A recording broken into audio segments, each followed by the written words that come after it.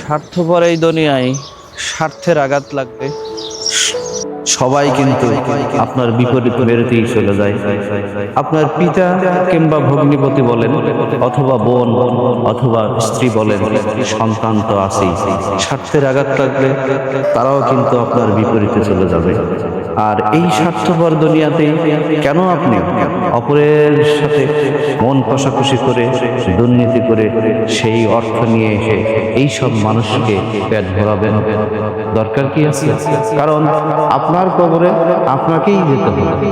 আপনার কবরের হিসাব আপনার স্ত্রী, সন্তান, আপনার আত্মীয় স্বজন, আপনার পিতামাতা কেউ কিন্তু দিবে না, সেই জবাব দিবে না। আর এই জবাবের জন্য কি আমরা আদৌ প্রস্তুত আছি, নাকি শুধুমাত্র নামদারি মুসলমান হয়ে বসবাস করি?